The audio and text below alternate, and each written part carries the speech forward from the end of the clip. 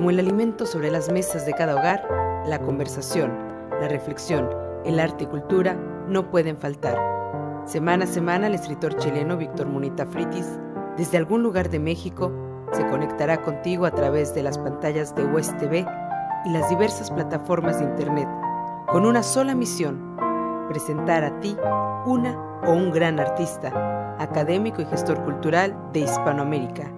Bienvenidos y bienvenidas a En Voz Alta, con Víctor Munita Fritis. Bienvenidos y bienvenidas a En Voz Alta, que por primera vez está en USTV. Muchas gracias por esta oportunidad que se nos brinda la red de televisión de universidades del Estado de Chile. Vamos a estar por primera vez en 10 años transmitiendo por TV abierta, la televisión abierta de Chile. Nos verán en todas las regiones, en la capital de nuestro país, pero también a través de nuestras redes sociales como YouTube, en nuestras plataformas de Facebook y Twitter durante la semana, para conocer este programa que ya lleva 10 años. Comenzó en la región de Atacama, en la antigua la Radio Madero, que tiene una red por todo el norte de Chile. Luego se trasladó a Guadalajara, en la Radio Cartón, ahí en Prisciliano Sánchez 619, y también luego comenzó a trabajar con Casa Bukowski. Después estábamos en nuestras redes sociales como YouTube, y hoy día nos encontramos aquí en USTV. Muchas gracias por esta oportunidad, y el invitado que tenemos el día de hoy es realmente fantástico para iniciar esta etapa que de verdad nos pone muy contentos, porque nos va a llevar a conocer en todo Chile a nuestros artistas, a nuestros gestores, pero no solamente de nuestro país, sino que también artistas y gestores del mundo de la política, de la academia también, de Latinoamérica. Estaremos conversando con gente de Argentina, de España, de Colombia, de Perú, pero por supuesto desde México, desde donde me encuentro el día de hoy, aquí en Guadalajara. El invitado que tenemos es uno de los escritores más relevantes de México y también de toda Hispanoamérica. Él es Luis Armenta Malpica. Él nació en la Ciudad de México, es poeta, ensayista, es director de Mantis Editores, ha obtenido numerosos reconocimientos, en los que se encuentra el Premio Jalisco de Letras 2008, el Premio de Poesía del Certamen Internacional de Literatura Sor Juana Inés de la Cruz, el Premio Jaime Sabines. También tiene una publicación por lo menos de 25 poemarios, y ha sido traducido su obra al alemán, al árabe, al catalán, al italiano, al portugués, y así podemos decir un montón de lugares e idiomas donde ha sido conocida su obra. Antes de presentarles, que ya va a aparecer aquí en pantalla Luis, estoy muy contento de poder estar contigo. Bienvenido Luis, ¿cómo te encuentras? ¿Cómo estás? Hola, ¿qué tal, Víctor? Pues con mucho gusto de saber estos 10 años, los felicito de estar al aire con un programa de vinculación de las artes con la gente, que creo que esa formación de públicos es importantísima. Y bueno, contento de verte después de un buen tiempo de no saber de ti, de que regresaste a Chile, y qué bueno que estés en Guadalajara, ciudad donde me encuentro también. A los amigos de Chile, a los que vean el programa, hola, ¿qué tal? Buen día, buenas tardes a todos. Luis, antes de que comencemos en materia de derecha a conversar sobre tu poesía, sobre tu trayectoria, sobre lo que es tu visión de la poesía desde Guadalajara y Hispanoamérica, quiero leer un texto que fue publicado en Poesía Viva de Jalisco, antología de la poesía jalisciense contemporánea, hace ya unos años, un poema que a mí me llama mucho la atención, y dice: México, DF, 1961. Radico en Guadalajara, Jalisco, desde 1975. Soy escritor. Tengo la carne dura, los dientes afilados y oportunos. El hambre es mi estrategia del recuerdo. No saqué de la casa de mis padres cuchillos ni juguetes. Dejé su mesa intacta. Mi máscara en el closet como otra ingeniería. Mi corazón es la ciudad más grande que conozco. Radiqué en sus orillas largos años. Anduve varias cuadras de regreso antes del timbre. Madre no se asomaba, me escondía. Padre tuvo un infarto. Cuando salió la luna, comencé la carrera. A los casi 30 años, del oscuro de mí, traje a la luz mis íntimas conjuras. Este verso es la costra que me dejó el asombro. revancha, lo que pienso con lo que hice, con padre y madre que amo. Estos versos, una estrofa quizás, reconcilian la sangre con la llaga y con el brazo, el cuerpo, la humanidad y el mundo. También saben de Dios y Dios lo sabe. Dios es un mosco grande que zumba y esta casa es el charco que lo anida. Este Dios, casi un verso al decirlo, me tiene de tal manera atado que me deja libre los poemas. Luis, ¿qué pasa con este poema con el paso de los años? Bueno, en principio ya ni lo recordaba, es un texto muy, muy anterior. Reconozco todavía muchas de las instancias, muchas de las líneas del verso, ¿no? En principio siempre he sido distraído con las fechas y una hermana hizo unas apostillas posteriores, ¿no? De que no llegamos a Guadalajara en el 75, sino en el 73, por decirte algo. Okay. Pero mi manera de trabajar la poesía siempre ha sido reconfigurar la biografía, justo por los olvidos a los que soy muy dado. Y también a crear estas biografías ficcionales donde todos los elementos que forman parte de mi vida se recuperan de otra manera. Por ejemplo, mi padre siempre lo he situado como el dios Wotan en una configuración operística de Wagner, ¿no? En la caída de los dioses, por decirte algo. O mi bisabuela, que aparece en el primer libro, que resulta que era una tía abuela, que además tampoco me enseñó a leer porque ella no sabía leer, pero me contaba las historias de la Biblia y ahí me motivó para acercarme primero a estos libros bíblicos y después ya a la literatura en general. Así se ha reconfigurado mi existencia, Víctor, a partir de líneas que son ciertas, otras que hacen adecuación, pero siempre honestas, porque no hay una mentira por tal, ¿no? Sino hay un acondicionamiento a las realidades. Y así la he vivido hasta ahora. Sigo reconfigurando esta biografía, se va acercando y alejando de motivos. Por ejemplo, ya no soy tan cercano a esas cuestiones bíblicas como tales, que sí aparecen en otros libros, pero sí, no dejo de ser creo yo, un hombre bastante espiritual, mucho más cerca de la reflexión filosófica o metafísica que del plano de la cuestión dogmática, ¿no? Estuve un tiempo como casi monaguillo, no sé si la palabra se entiende allá, como un auxiliar muy secundario de las misas, porque los ritos religiosos me gustan mucho. Ahora ya no me paro a misa a menos que haya bodas o funerales, cuestiones así. Esas distancias son meramente espaciales. En realidad sigo pensando que hay que estar equilibrando los motivos emocionales, espirituales, los sensoriales, los viscerales, los sociales, los políticos y todos los discursos que nos conforman como seres humanos. Tu relación entonces con Dios ha cambiado, porque tu familia era muy católica, tengo entendido.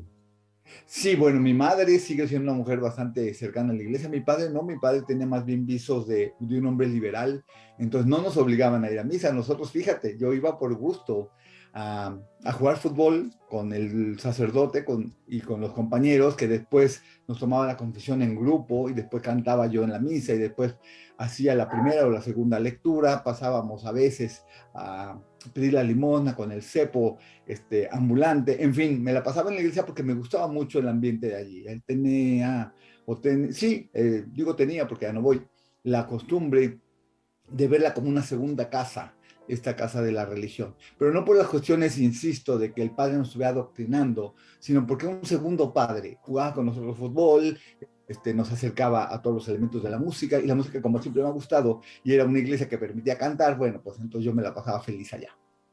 Oye, ¿ha cambiado entonces esta casa donde hoy día te sientes cómodo por la casa de la iglesia, esta casa sacra? Hoy día es la poesía y el poeta es un pequeño Dios, finalmente. Una parte de la casa es la poesía. Yo creo que la casa real es mi casa esta. Decimos en México tu casa, mi casa es tu casa, ¿no? La de quienes estén escuchando y viendo. Y aquí es donde recibo a Dios de vez en cuando y la poesía también de vez en cuando, la música todo el tiempo y a los amigos. Creo que uno va conformando su hogar con estas amistades que sean divinas, sean abstractas, existan o no, pero uno las acerca a su entorno y entonces sí, la poesía está aquí todo el tiempo, tiene su espacio, duerme muchas veces en esta casa, tiene donde quedarse, pero también otras cuestiones como Dios o los amigos o la familia, ¿no? Yo soy muy, muy cercano a mi familia y también la familia tiene un lugar muy importante en esta casa. Luis, hace un tiempo, en relación a lo que estamos conversando, hablaste con Héctor Tarancón Rollo en diciembre del año 2019, a ver si nos recordamos de esa etapa, y dijiste que a tu modo de ver el mundo es parte de una enfermedad, pero busca la gracia, la salvación, la trascendencia. Persigo que mis textos expresen lo que mi cuerpo, incluso mi lenguaje, dice, incluso lo que digo es un poco torpe de responder, pues te preguntaban sobre en los terrenos que te mueves en la poesía, que te mueves en los terrenos mínimos y frágiles. ¿Cómo es hoy día tu relación al pasar del año 2019 al año 2022? Ha cambiado mucho este tiempo que estuvimos en pandemia, este tiempo que has ganado otros premios, que has publicado unos libros maravillosos. ¿Y cómo podemos definir hoy día en qué terrenos te mueves de la poesía?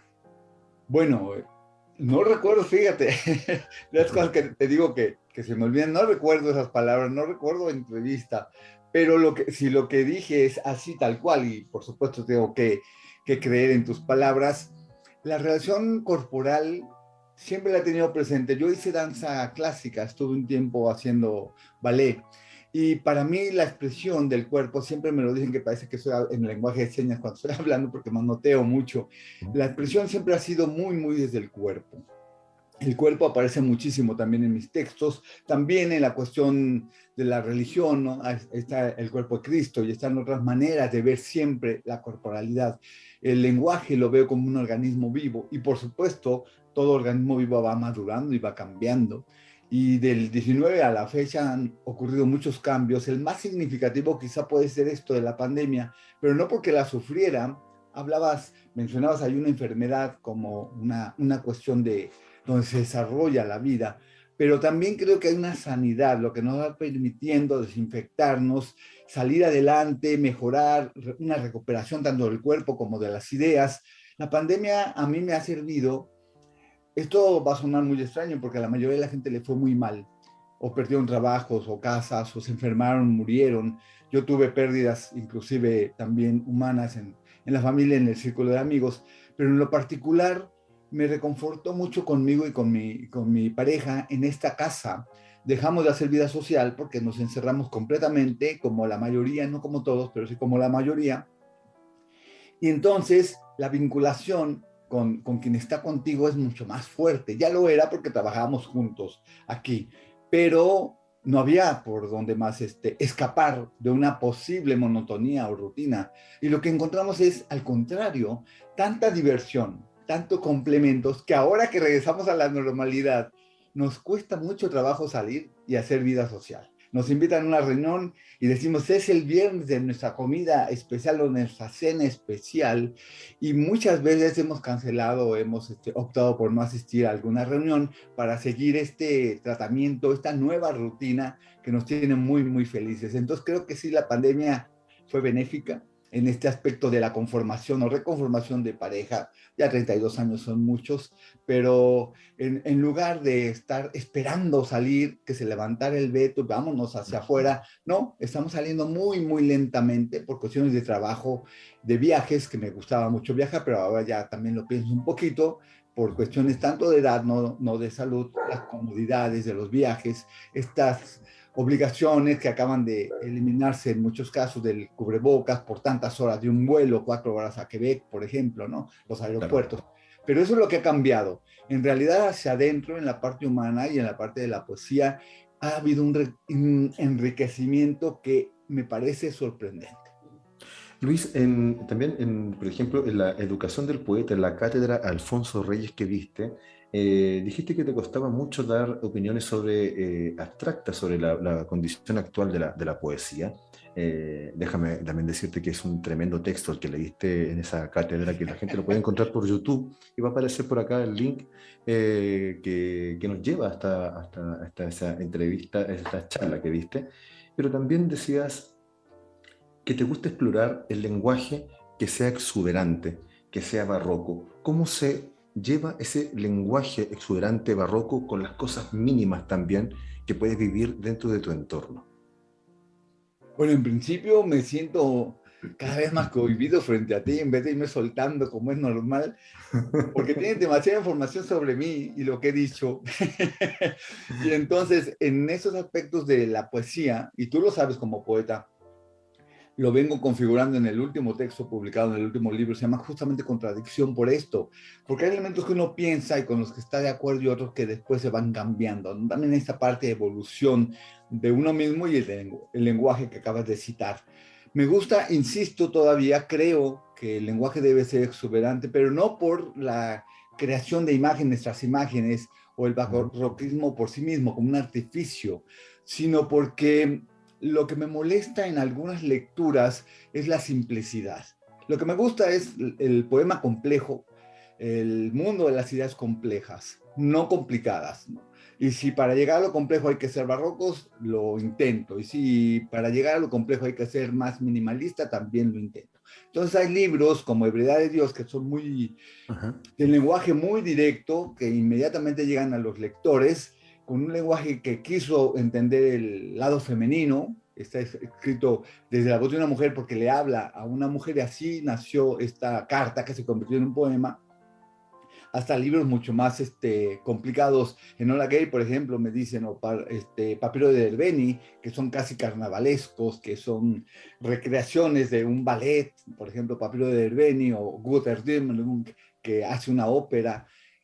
Pero esta escenografía, este escenario, lo creo necesario para poder armar un mundo de ideas y de personajes. Yo soy un narrador frustrado y necesito entonces protagonistas, antagonistas, un espacio, una ambientación, tiempos, fragmentaciones del recuerdo, imaginería, etcétera, que creo que es lo que puede ir conformando un discurso poético. Si esto resulta un poco complejo, creo que sí he encontrado algunos lectores que puedan entrar en ellos, como yo he entrado en algunos discursos complejos, por decir Héctor Bertemperley o Néstor Perlonger, ¿no? Que son algunos de mis autores preferidos, o Ashbery, John Ashbery, que yo no sabía que podía acercarme a él o que tenía algo de su tutelaje hasta que en algún encuentro en Cali algún poeta me dijo, ese texto es ashberiano. No me había dado cuenta de que había leído Ashbery porque yo no lo entendía y entonces suponía que no, por no entenderlo no había una impronta suya en mi trabajo y resulta que en ese poema por lo menos es muy grande. Entonces así lo he armado el discurso, ¿no? Me quedé con eso de ser narrador frustrado. Hoy día la literatura, especialmente la poesía, como que va en el camino, y bueno, lleva muchos años en esto, en el camino de la narrativa, como que hoy día se hace mucho más popular, y entonces entonces esta condición de verdad se vuelve un tema favorable entonces para tu poesía. Sí, bueno, lo ha sido desde siempre. Yo cuando estudié el diplomado en literatura en la SOGEM, me acuerdo de un maestro muy querido, Vicente Leñero, que fue guionista, un narrador importante, y lo tuvimos como profesor. Y yo llevé un cuento, yo estaba en cuento porque en la audición que me hicieron, pues me pusieron narrativa en vez de poesía, me cambié después a poesía. Y mis cuentos funcionaban como poemas por el lenguaje, ¿no? Por el tipo de tono y tal. Y una compañera escritora insistía en que eso no era un cuento. Y le dijo el maestro Leñero, ¿y qué importa? ¿Te gusta o no te gusta? ¿Te interesa o no te interesa? Eso es lo que vamos a revisar en nuestro taller. Y no si es un cuento o no es un cuento. A partir de ahí me quedó claro que el género era lo de menos en la literatura. Y sí, tienes razón, desde antes, pero ahora también con mayor notoriedad, se han ido ajustando los elementos para hacer el híbrido, los textos mixtos. Y creo que a mí sí me beneficia, porque siempre he sido narrativo en mis poemas. Pero ahora que también puedo ser ensayístico en los poemas, que también puede haber cambios de tono y de humor, y que puedo pasar del sarcasmo y la ironía a la cuestión más solemne, y puedo invertir los papeles de lo que se supone que sería un poema tradicional, y puedo en el mismo poema tener versículos, versos cortos, versos largos y hasta bloques de prosa, sin que nadie me diga a qué género pertenecen. Estoy mucho más contento y creo que me realizo mejor. Oye, ¿qué sería un poema tradicional para quienes se integran en nuestras pantallas, a nuestras transmisiones, que te van a ver en el futuro también en las redes? Un poema tradicional y un poema que no es tradicional, porque lo podemos conocer entre poetas, quizás entre los académicos, académicas, pero también quien está viendo, quien se integra, quien se interesa por esta conversación, quiere saber qué diferencia sería entonces esa. Bueno, yo recuerdo que nos mostraban en la escuela el poema tradicional, el poema clásico, y siempre era en líneas cortas, casi siempre medidos, rimados, estrofas y separaciones que hacían que de inmediato al ver la página tú pensaras que eso era un poema. Ahora te encuentras con un texto que te dicen que es un poema o un artefacto poético o literario y tienes que entrar en una arquitectura muy complicada, muy distinta, porque a veces ya nuestros cortes no existen ya las asonancias, las rimas, esas consideraciones de estilos que marcaban muy rápido la conformación de un poema, y a eso me refiero con tradicional, que no implica de ninguna ventaja ni desventaja. Hay poemas tradicionales que siguen siendo poderosísimos y que te dicen más que un poema lleno de artificios y recovecos y de estos laberintos que no conducen a ningún lado, que es solamente palabrería, no parafernalia.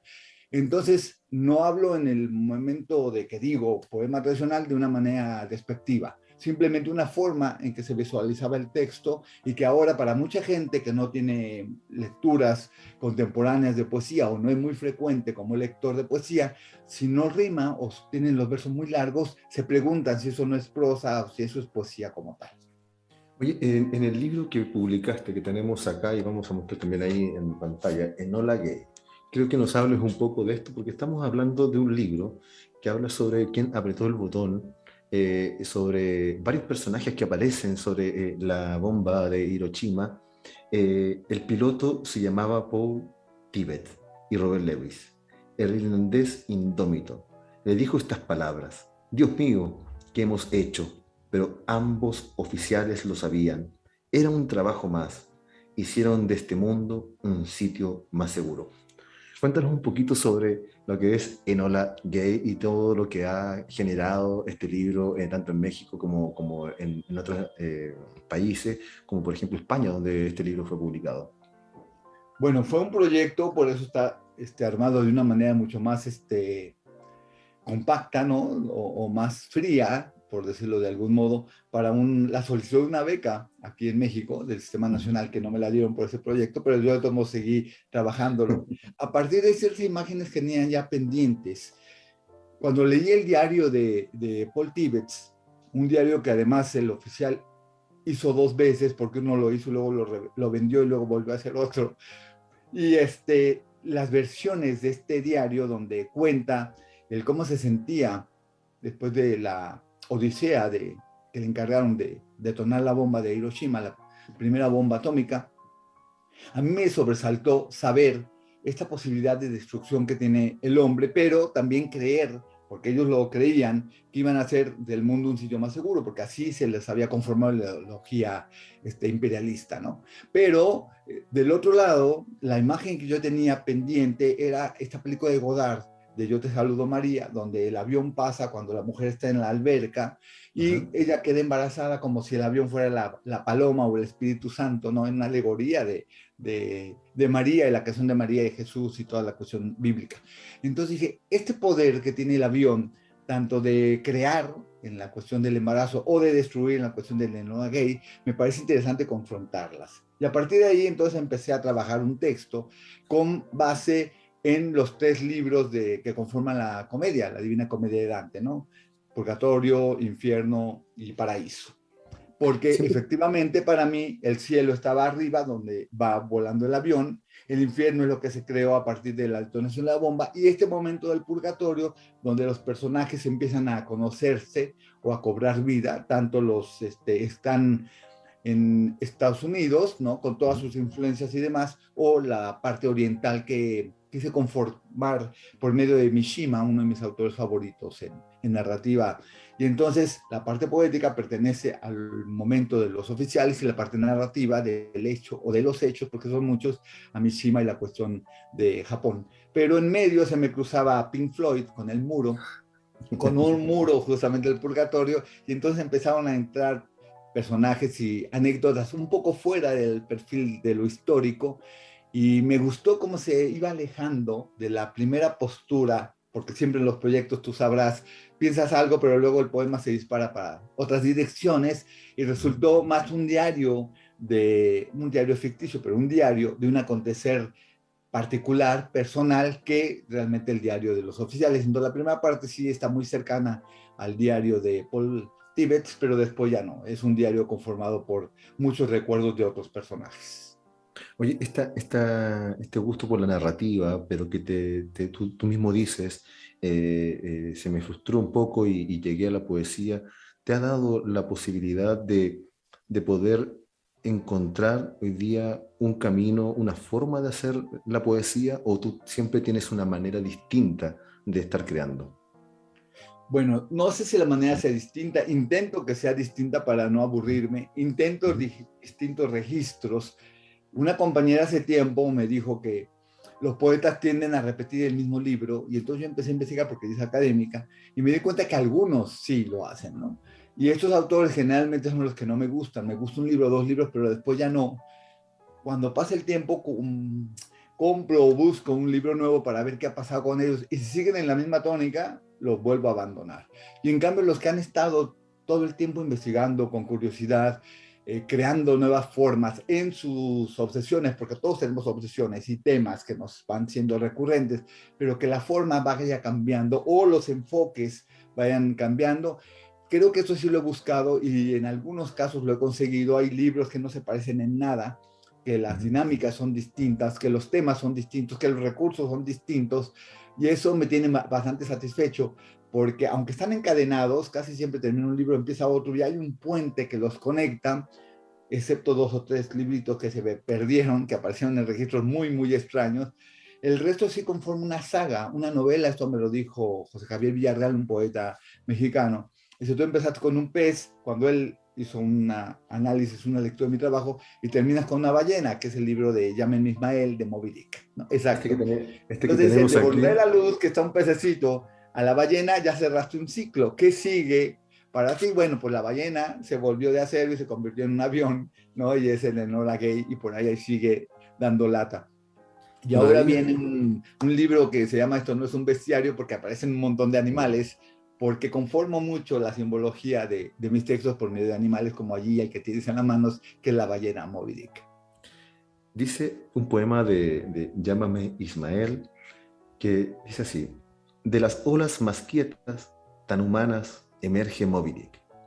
Este dios imponente camina por las aguas con total displicencia, lo que tiene de mito entre los muelles, de sagrado en el bosque, termina por hundirlo. Este me llamaba la atención porque me ha pasado unas situaciones con algunas poetas, cosas que yo estoy un poco alejado de esas formas. Ajá. Miraba este camino de la displicencia, este caminar sobre esta gran ballena, de este gran ser de los mares que camina sobre las aguas, camina con cierta displicencia. Y me imaginaba de repente cómo los poetas se ven con otros poetas. Se ven de alguna forma, dicen, oh, este poeta tiene un ego gigantesco, este poeta se maneja de esta forma, hace esto. Y dice, lo que tiene de mito termina por hundirlo. Yo lo asociaba a eso. ¿Está asociado a algo similar? ¿Tiene algo que ver o es una interpretación que uno le puede dar al texto? Bueno, en principio tú sabes que todo lector es el gran cómplice del texto, ¿no? Y es el que completa el poema. En algunos casos, yo podría leerlo ahorita, como lo dices, o con la intención inicial de que fue una especie de submarino, que todo lo que va acumulando es lo que lo va a derrotar finalmente. Pero también en este libro, la anécdota que dio inicio es mucho más visceral que en Enola Gay. No, no fue un proyecto. Entonces fue el choque de cuando yo entré a una clínica psiquiátrica y los espacios en blanco, todas las paredes blancas, casi sin mobiliario, y a mí me parecía, yo iba a dejar a una amistad allí, ¿no? Acompañándola, porque se iba voluntariamente a internar por Ujú. cuestiones de adicciones, ni siquiera por cuestiones mentales, pero me dio la impresión de esta ballena que te traga, ¿no? En estos episodios tipo Pinocho, Jonás, o tanto que hay de que una ballena te trague. Moby Dick siempre ha sido mi novela favorita. Aquí en el fondo se alcanza a ver una ballena de cerámica con distintas ediciones de la novela. Y quería también desde hace tiempo trabajarla, no sabía cómo hacer un poema de Moby Dick, y me salió finalmente un libro que se basa un poco en la novela y un mucho en otro tipo de muertes. Es un libro sobre muertes, sobre las muertes nacionales, las muertes provocadas, las muertes por enfermedad, las muertes repentinas, los intentos de suicidio, ¿no? Y etcétera, mucho tipo de muertes. Pero una de estas fue esta provocación de la soledad de estar en un espacio tan blanco, tan enorme y sentirse tan pequeño uno porque ha sido tragado. Y entonces de ahí vino que la ballena reconfigure un buque que sea también un hospital psiquiátrico y que sea la ballena como tal. Oye, tu experiencia es enorme en la literatura, en los distintos tipos de arte, y te quiero llevar también a un punto más popular, el fútbol. En tu biografía vi que aparecía que habías jugado fútbol, que eres futbolista, algo así. Cuéntanos un poco de eso, porque a mí Bueno, yo hice me mucho parece muy deporte, cercano. ajá. Hice mucho deporte de joven. Ujú, Yo era muy tímido y la única manera de salir era por medio de unos primos que me jalaban. Jalaban, es decir, obligaban. ujú. No me gustaban los deportes, pero me iba con ellos todas las tardes a jugar. Y uno de los que más me gustaba era el fútbol, ¿no? O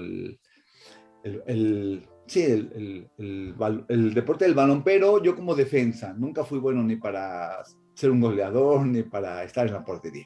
Siempre nomás tirando golpes en la parte defensiva y que no pasaran. Y con eso, esta parte media, el centro de contención, me gustaba bastante. Y todavía me puse mis moños, decimos acá, ¿no? Las condicionantes. Yo diseñé el uniforme, un uniforme nefasto. Hablaba hace poco con un amigo de manga larga, negro, con unas tiras doradas. El equipo se llamaba Liverpool. Y de las cosas más extrañas que me han sucedido es que en esos terrenos donde jugaba fútbol no era el terreno de mi equipo. Estábamos teniendo como sede otro centro deportivo.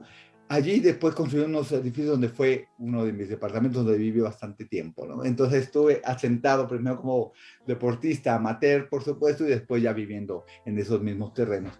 Y el fútbol siempre ha representado para mí la parte de confrontación de lo varonil y de las amistades, porque los mejores amigos que tenía, o los únicos quizá más que en la escuela, eran en el deporte, pero a mí no me gustaba el deporte, me gustaba la escuela, pero en la escuela no podía hacer amigos. Entonces, esta confrontación, que también es muy bélica, es la parte, digamos, de competencia de un deporte, me ha llamado tanto la atención que aparece en algunos poemas, ¿no? En ese sentido, de que en la escuela te costaba hacer amigos, ¿cómo fue la transición desde Ciudad de México hasta Guadalajara? Porque hoy día tienes una cantidad de amistades, yo escucho gente que son tus amigos, Gabriel Martin, por ejemplo, siempre nos estamos juntando y conversando sobre tu obra, sobre tu trabajo, con Eugenio Partida, con Patricia Velasco. Entonces, tenemos ahí unas personas que de verdad tienen un entorno de amistad y de cariño por ti bien importante. ¿Cómo ha cambiado eso? Bueno, hay que considerar que a mí me trajeron a Guadalajara. Ujú, Trajeron que decir, yo era adolescente, pero no nos pidieron ni opinión ni nada. A mi padre lo cambiaron de trabajo, ujú. trabajaba para IBM, la compañía de computadoras, y abrirse la planta armadora aquí en Jalisco, lo mandan para acá a coordinar algunas líneas de trabajo, todos donde se ensamblaban las máquinas de escribir. Nos trae para acá y los pocos amigos que yo tenía, 2 o 3 amigos que tenía en Ciudad de México, ya los perdí de inmediato. Y acá, al llegar a tercero de secundaria, me parece, nuevo, con todos los compañeros ya bien armar a sus amistades, ¿no? Ya de 2 años de haber sido compañeros, porque acá en México, no sé cómo sea en otros países, tus mismos compañeros de primero pasan a segundo, los que pasan, los que reproban se quedan, pero la mayoría que pasa se va a segundo y la mayoría se va a tercero. Yo llego a tercero de nuevo, de otra ciudad, con esta timidez que me caracterizaba y pues no encajo con el grupo. Tan no es así que entonces este golpe hizo que empezara a escribir, pero no con intenciones literarias, sino las cartas que yo le mandaba a mis amigos. Estamos hablando de tiempos en que no había ni internet, ni correo electrónico, ni nada. Escribíamos cartas a máquina, yo porque mi papá trabajaba en IBM y entonces teníamos máquina de escribir, la más nueva, pero recibía las cartas a mano. Incluso ya que empecé a escribir con algunas poetas como Enriqueta Ochoa, la maestra dorada, ella me Ujú. escribía cartas manuscritas y yo le mandaba cartas a máquina. Ya estamos hablando de los años 90, ¿no? Cuando estaba este intercambio. pero con mis colegas, con mis amigos, les escribía cartas que tardaban meses en llegar. Me desesperaba tanto que no llegaba la carta que entonces quise hacer amigos acá, no pude en la escuela y lo que hizo fue todavía volverme más sosta. Si ya era tímido, todavía mucho más. Al grado de que yo abandoné la escuela preparatoria porque no pude hacer grupos de amigos, ¿no? Éramos dos, los cerebritos, los nerds, y la veíamos muy mal, ¿no? Era un motivo como de acoso intelectual lo que sufríamos. En el momento en que yo vi como escape irme al cine por las mañanas, escaparme a la escuela de música, o no ir a clase, no entrar a clase, sino hacer otro tipo de actividades como deportes, entonces abandoné la escuela. Y ahí se dio este cambio, por supuesto, yo le llamo una especie de exilio, ¿no? De sentirme fuera de mi espacio, y con la literatura, más que con otras artes que practiqué, porque hice un tiempo ballet y otro tiempo estudié en música, pero con la literatura empecé a perder la timidez al grado que dices ahora, que yo sigo diciendo que soy tímido, necesito cierta confianza para ser amigo, pero tengo muchísimos muy buenos amigos. Oye, y ya estás en Guadalajara hoy día. ¿Cómo ves el panorama literario de Guadalajara? Porque desde Latinoamérica, desde otros países, vemos, por ejemplo, la FIL de Guadalajara, este gran evento, este gran alfombra roja de la literatura latinoamericana, pero también existe un panorama que está en el entorno, que participa y a otros que no participan o si no hacen eventos en paralelos, por ejemplo. ¿Cómo ves este panorama? ¿Cómo ves instalada Guadalajara en el mismo México y en el mismo Latinoamérica? Bueno, Guadalajara, como bien dices, tiene este gran foco, el reflector mayor, que es la FIL, pero también desde muchos años atrás ha sido, bueno, es una de las ciudades más importantes del país, de las más pobladas, pero también las de mayor tradición literaria, ¿no? Estamos hablando de los siglos XIX para ya una conformación muy grande y XX. Entonces dice que en Guadalajara levantas una piedra y hay un poeta, como se dice de Chiapas también, pero creo que es mucho más notorio en Guadalajara, hay una cantidad impresionante. Unos amigos, Jorge Sousa, Dante Medina, Pepe Bru, Raúl Que le Bañuelos, enviamos un saludo importante a Jorge Sousa. hicieron un libro enorme, ¿no? Que Poesía Viva de Jalisco, ya tiene más de 10 años este libro, y aparecían 500 o tantos escritores, ¿no? Ándale. Te Este digo que mismo tienes libro. todo. Para Tienes que todo. sepan. Ese libro yo, de alguna manera, cuando hice una pequeñita reseña, dije, no es una antología, es una redada, es un montón de gente, ¿no? Lo que ocurre es que en Guadalajara puedes hacer redadas de poesía, no solamente selecciones o antologías. Sí, es verdad que el movimiento es muy vivo, en todos los niveles están los grandes escritores, los que tienen inclusive un reflector internacional, los de medio espectro, diría yo, que tienen un espectro más nacional o una imagen que a veces se pierde, que uno luego supone que ya o fallecieron o ya no escriben y resulta que están ahí, pero su manejo es mucho más discreto, los que se mueven como locos en las redes de cualquier edad, y esta parte que tú mencionas del escritor underground, del escritor que le gusta más la parte marginal, ¿no? Que no se da a conocer más que en ciertos eventos cartoneros o en las ferias del libro antiguo y usado que está ahorita, por ejemplo, o la Feria Ajá. Municipal de Guadalajara, donde ellos tienen otro tipo de espacios. Esto de Guadalajara, capital mundial del libro, nos tiene muy sorprendidos a todos Sí. porque esperábamos el momento para que de todos estos autores, y no nada más autores, la cadena del libro, ¿no? Diseñadores, correctores, traductores, editores que vivimos en Guadalajara, la ciudad incorporara estos elementos. Resulta que no, en principio el coordinador vive en Ciudad de México, armó un programa muy parecido a los de la FIL, está muy metida ahí la gente que trabaja con FIL. Entonces vienen los grandes autores de España y de otros países, de Ciudad de México, por supuesto, muchísimos, algunos de Guadalajara, pero no están reflejando a Guadalajara como capital mundial del libro, están trayendo a Guadalajara a muchas de esas figuras como lo hace la propia FIL. Entonces, allí, por lo menos, desde mi perspectiva, nos falló la capitalidad. Era el momento de que Guadalajara fuera visible para todos los que no conocen este movimiento que tú conoces muy bien y que estás citando, de esos autores que no están en el candelero, que no frecuentan las esferas o las alfombras rojas. Y no ha sido así.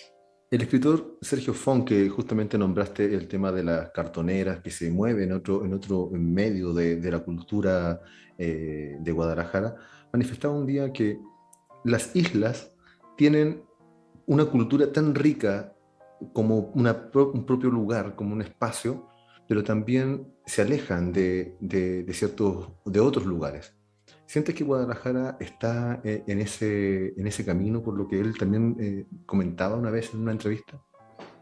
Bueno, sí y no, dependiendo quién sea el que esté, lo que esté buscando y cuál sea la información hacia la que va. Si es para conformación de estadísticas, allí están los números, ¿no?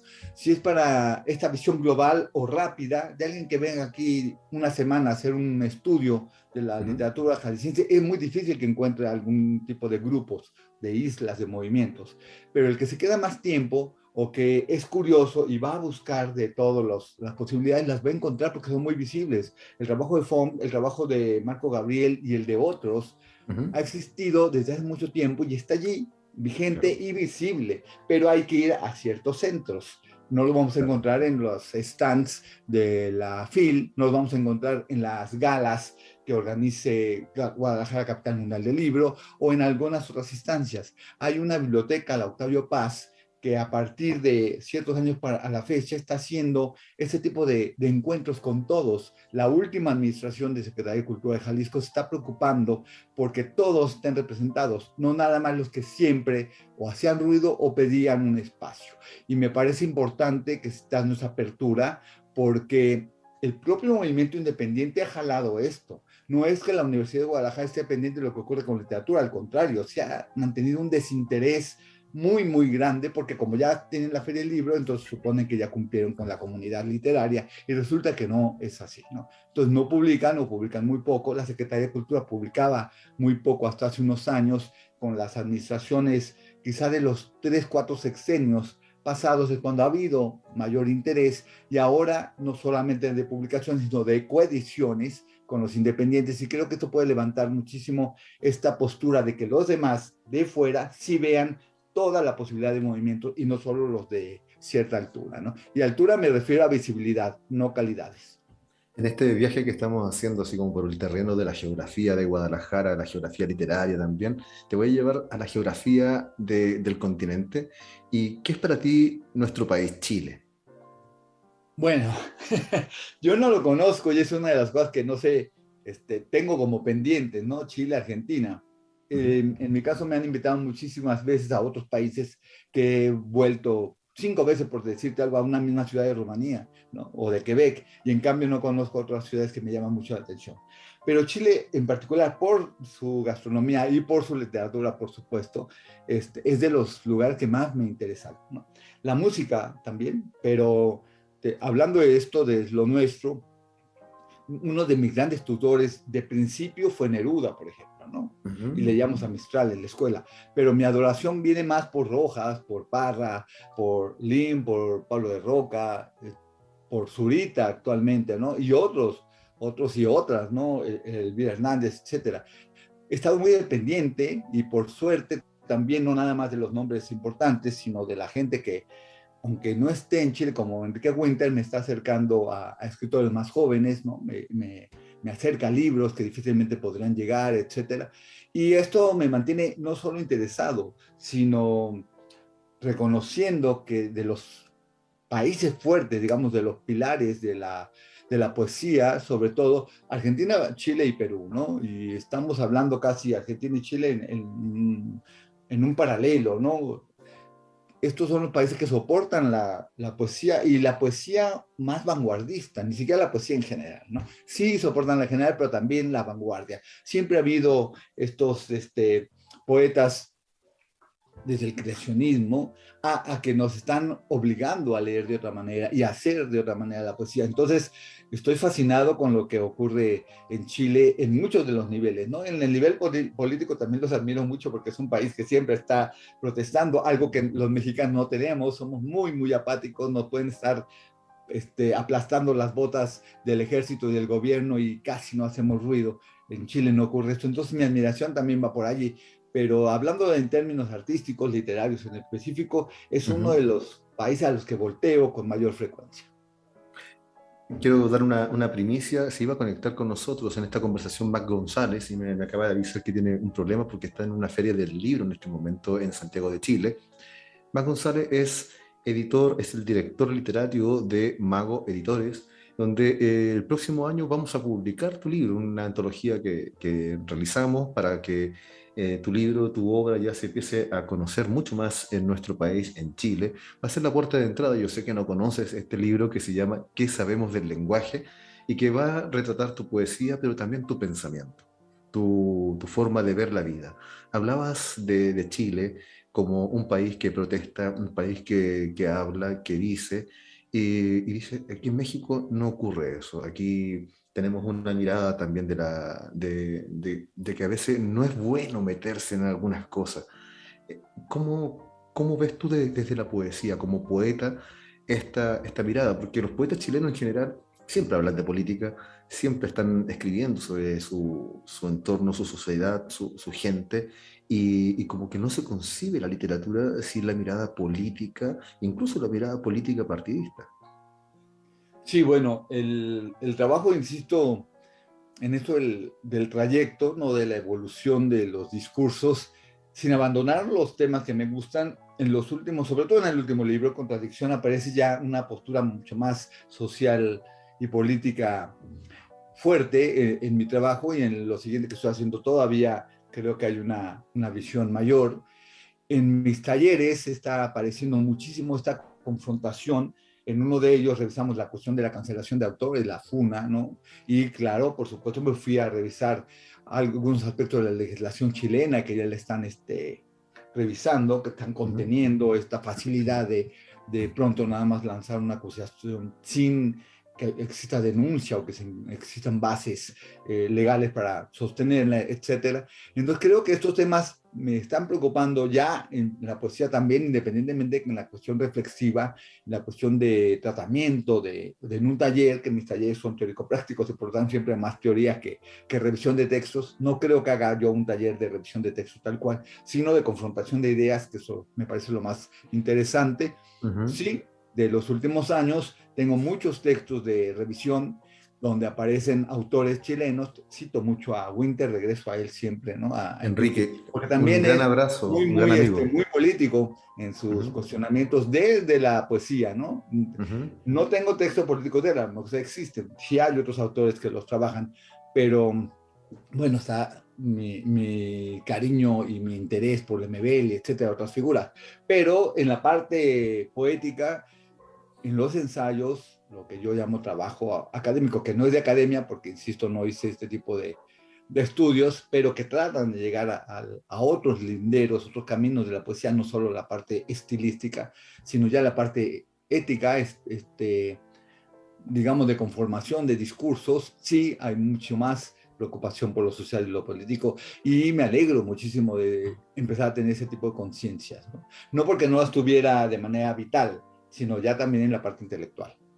Hablabas también de que tenías una rabia enorme en una entrevista que también que diste en algunos medios, una molestia grande con el tema de la discriminación, con las desapariciones, con eso. Hablaste de eso el año 2019. No sé si te acuerdas Sí, sí, sí, de de ese eso sí me comentario, acuerdo pero... porque tengo varios textos en este libro de contradicción Ujú, donde estoy recapitulando sobre este tipo de desapariciones, ¿no? La cuestión de la violencia hacia la mujer, la cuestión de género, la discriminación también por la parte de la diversidad ujú. sexual, que aparentemente Guadalajara va con la bandera de muy, muy friendly, pero en el fondo no es tan así. Los militares, los policías, cierto grupo barrial, digamos, no están todavía actualizados en esta cuestión de derechos. Entonces, aunque exista la ley de, que combate la discriminación, un policía se encuentra a un muchachito que le parece que es un cholo o un bandido, no sé cómo le digan ustedes por Ujú, allá, ¿no? Un malandro, pero nada más ujú. por vista, ¿no? O que les parece afeminado y hay una agresión hacia esa persona, nada más por vista, ¿no? Entonces me parece que esto es bastante pernicioso, que hay que combatirlo, que las leyes están ahí, pero hay que empezar a educar a quienes las ejercen, porque si no tan en blanco no funcionan, en el puro papel no funcionan. Hay que acercarlas a quienes están allí, los policías, los del Ministerio Público, los agentes de derechos humanos, etcétera, para que ellos mismos, que son los primeros que van a aplicar la ley, sepan qué es lo que están violando si es que lo violan. Y no nada más tener que llegar a las instancias mayores de la gente culta, jueces y demás, que se supone que tienen que estar haciendo esta obligación. Y muchos lo hacen porque están obligados, no porque crean en estas leyes, ¿no? Se dan debates en Guadalajara, acaba de ganar que van a ser los Gay Games, por ejemplo, ¿no? En los próximos años, pero hubo en años anteriores intentos de traerlos a la ciudad, esta ciudad que, insisto, va por el mundo con esta bandera, Puerto Vallarta, por ejemplo, y Guadalajara, y el alcalde decía que no se hacían así estos juegos porque eran de maricones, y no se hacían los juegos, independientemente de lo que la sociedad pudiera opinar, ¿no? Creo que ahí ha habido avances, pero también hay mucho, mucho por qué hacer, y claro, voy a seguir protestando desde mi trinchera, que es la literatura, o la voz que me permitan, porque los derechos humanos en general y los derechos de las minorías en particular sean respetados. Luis, ¿qué expectativas tiene de tu publicación en Chile y de una inminente visita a nuestro país para conocer encuentros, festivales, también de alguna forma encontrarte con las y los poetas chilenos en esta publicación que vamos a hacer? En principio, no sé si esto vaya a sonar así como muy extraño aquí, porque te tengo enfrente y haciéndome las preguntas, pero la idea viene de ti y te la agradezco muchísimo. Apareció una antología en España, pero todas las demás antologías han sido, una en Ecuador, ¿no? Pero desde los lugares que yo ya había visitado, donde ya había libros y cierto manejo de amistades y contactos. Desde Chile, que es un lugar, insisto, que no conozco, que venga la invitación, que vaya a ver esta posibilidad de que por allá se conozca mi trabajo, me tiene no solo muy honrado, muy orgulloso, sino también me alienta a crear este tipo de enlaces o de intercambios. Yo soy un afortunado porque además de mi trabajo creativo, dirijo una editorial y con la cual establezco reciprocidades. No son trueques, esto siempre lo aclaro, ¿no? No porque yo publico a un romano, el romano me publica a mí, sino porque se dan esas coincidencias de que aparezcan los intereses si voy a un país, de ver qué está ocurriendo allá en estos niveles que digo, de pocos días, pero que si te acercas a la gente adecuada te vas a traer otras voces que no son las de todo el tiempo, las reconocidas, y quizá también, como ya empezamos a hacer, que haya autores de Chile en México.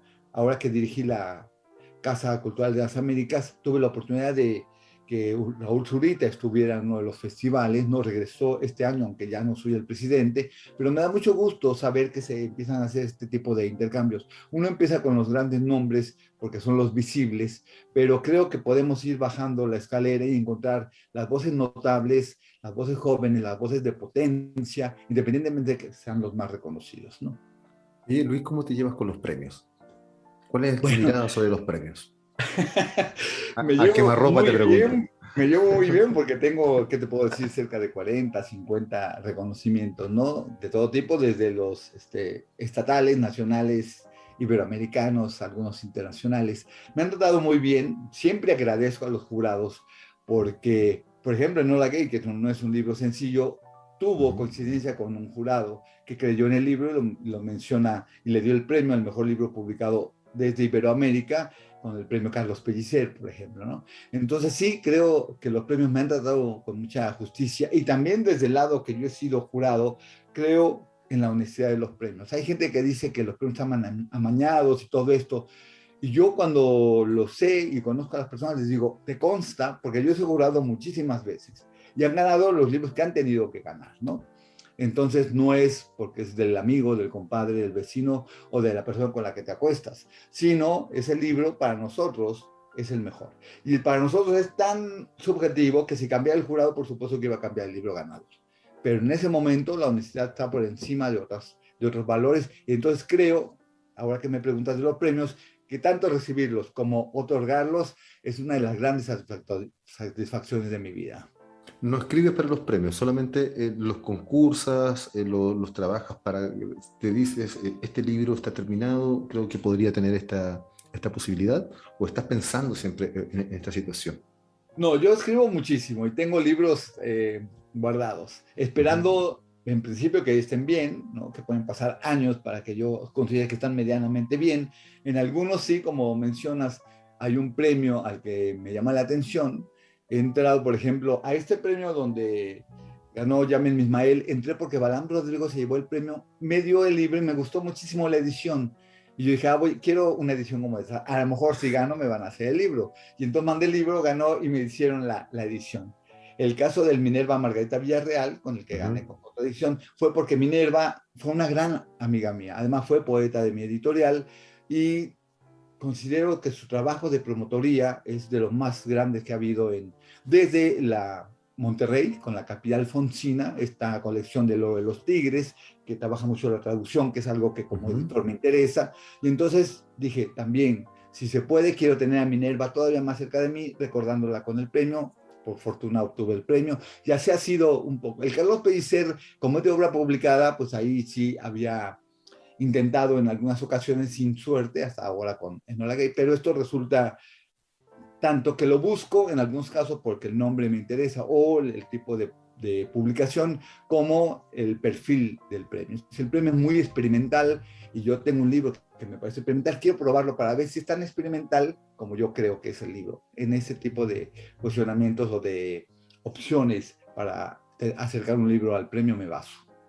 Oye, Luis, para ya ir finalizando esta entrevista, esta hora de conversación que están viendo en todo Chile, por la televisión digital, por las pantallas de USTV y también por las redes sociales que van a aparecer aquí abajo nombradas, para que la gente pueda volver a escuchar esta entrevista, tus opiniones, tu forma de ver la vida, la poesía y tu historia. ¿Nos puedes compartir algún texto tuyo? Sí, nada más necesitaría buscar algo aquí, porque como no sabe qué va a leer, lo que ocurre es que yo tengo, bueno, ya vieron problemas visuales, entonces necesito hacer el texto un poquito más grande o verlo desde pantalla para que sea la fuente. ¿Me permiten nada más tantitito? Dale, esta parte la cortamos y dale. Ajá. Un texto que sea breve, ¿te parece? O sí, como sea. ¿Cómo puede ser unos 2 minutos, 3 minutos? Estoy acordando que como ahora que estuve en un festival, porque no te dejo de ver, estuve en un festival y tuve que hacer algunos textos ya con letra más grandecita, puedo leer alguno de lo que está acá. Entonces, mira, esto es del último libro, para que notes tú que me conoces mucho mejor que yo, incluso el tipo de cambios que se ha manejado en mi trabajo, ¿no? Este se llama Acta del Juicio y dice así: no somos las mujeres que intentamos, ni seremos los hombres que quisimos. Este vocabulario es inservible mientras no reformemos el artículo a la ley más allá de una letra en nosotros. Sin embargo, en ese sin embargo que alguien nos arrebata, hay un poco de vida. Detrás nuestro, quizás, un tal vez en la espalda que vuelve a lo que fuimos. Y allí, a un golpe de salvarnos, siempre habrá otro fiscal que nos regrese el juicio. Wow. ¿Cómo te llevas con el lenguaje inclusivo, Luis? Es mi proyecto actual con el que, después de pelearlo muchos años, bueno, de solicitarlo, no pelearlo, recibo el apoyo del Sistema Nacional de Creadores de Arte. Se trata de un proyecto que se llama Camaleones, pero dice todos, con la X, ¿no? Somos camaleones. Porque en el todos, esta cruz, este tachecito, esta X, quiere hablar también de la cuestión de defunciones, estas marcas, estos taches que vamos poniéndole a lo que nos parece bueno, a lo que nos parece malo. Y el proyecto surge de la división que existe inclusive para nombrar a los animales, ¿no? El león como masculino, la leona como femenino, pero en cambio camaleón no tiene camaleona, ¿no? Es camaleón macho y camaleón hembra. Desde esta reflexión quiero ver qué tan animales somos para reconocernos, para saber lo que nos acerca al mundo animal y lo que nos aleja o nos permite, según nuestro criterio, alejarnos del mundo animal.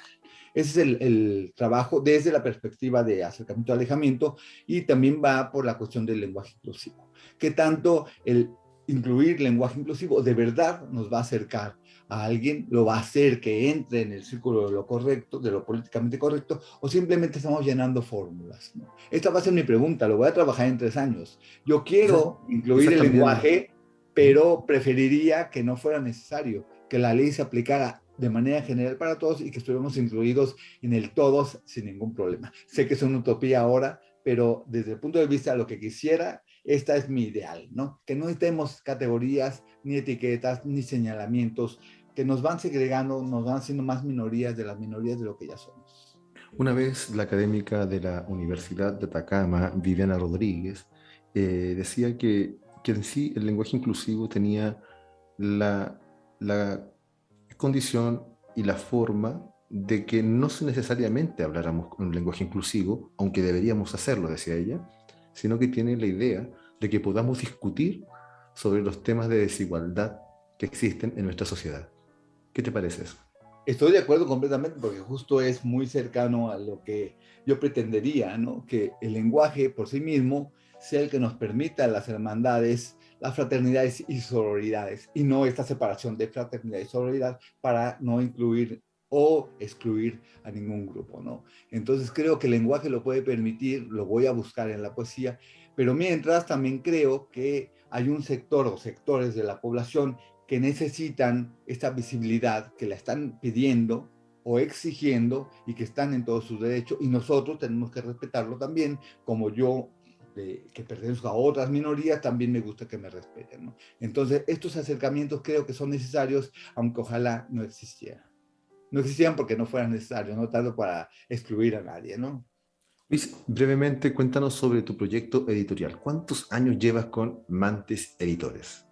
Bueno, son 26, en agosto se cumplieron 26 años, es un proyecto dedicado ya desde muchos años atrás exclusivamente a la poesía, donde le estoy apostando al manejo de la traducción en otros países, en otros idiomas de los autores mexicanos, porque lo que se hace mucho es traer autores extranjeros, ¿no? Traducirlos y publicarlos en México. Esto lo han hecho muchas editoriales desde todo el tiempo, pero es muy poca la editorial independiente, sobre todo esto más bien queda en universidades o en algunas editoriales importantes que llevan a ciertos autores a traducir y a publicar. Viene de un viaje a Brasil que hice y en una librería había solamente 2 autores mexicanos traducidos y publicados, ¿no? Homero Arizquis y Octavio Paz. Y pregunté si tenían más y no los tenían. Entonces, con un editor colega, Pablo Ferraz, de Celo Sebastián Grifo, una editorial independiente como la nuestra, empezamos a hacer intercambios. Yo traduje, bueno, los compañeros traductores de México, ¿no?, que hablan el portugués, tradujeron y publicamos acá en México a algunos autores de Brasil, hicimos lo propio con los mexicanos y los llevamos inclusive a Lisboa, ¿no?, a Portugal, ya traducidos y publicados. Esto me motivó a hacer lo mismo con Canadá, ya lo hacíamos, pero con Estados Unidos, con la parte de Canadá anglófona, en Toronto, con Rumania, en Italia, con Filo Guaculoni, etcétera, con otros países. Y hemos volcado al árabe también, ¿no?, a algunos autores en antologías, que después se vendieron los derechos para que salieran solamente al árabe en Dubái. Y creo que esta función es la que me gusta mucho.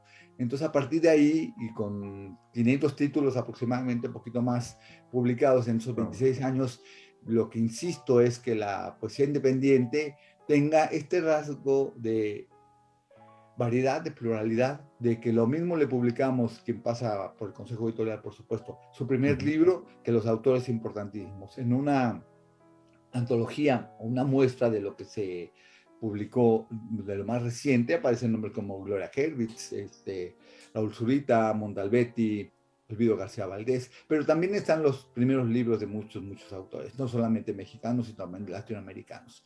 Entonces creo que esta es mi labor, llevar una línea paralela de lo que me gusta en la poesía, de mis inquietudes y curiosidades, pero acotado por un consejo editorial para que no publique, aunque es mi dinero y puedo publicar lo que se me pegue la gana, solamente lo que a mí me guste, sino hay un consejo editorial, una persona que esté en el centro del país, una en Guadalajara y una en el norte del país, para tener un poquito más rankeado el centro de lo que recibimos, porque recibimos, por supuesto, muchos más manuscritos de mexicanos que de extranjeros por los costos de envío, ¿no?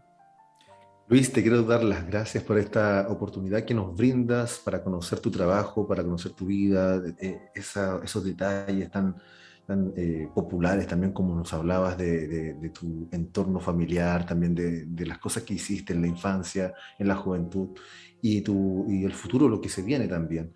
Muchas gracias por esta entrevista, esta conversación que está saliendo para todo Chile y también para todo el mundo a través de las pantallas de USTV.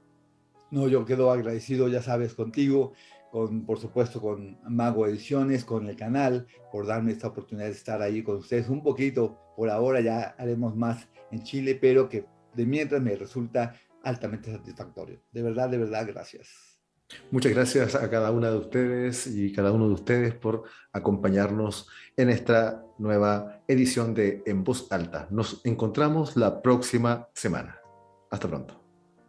La próxima semana, Víctor Munita Fritis te espera nuevamente, en Voz Alta, para conversar con artistas, gestores culturales, académicos y el mundo de la cultura y la política de Hispanoamérica.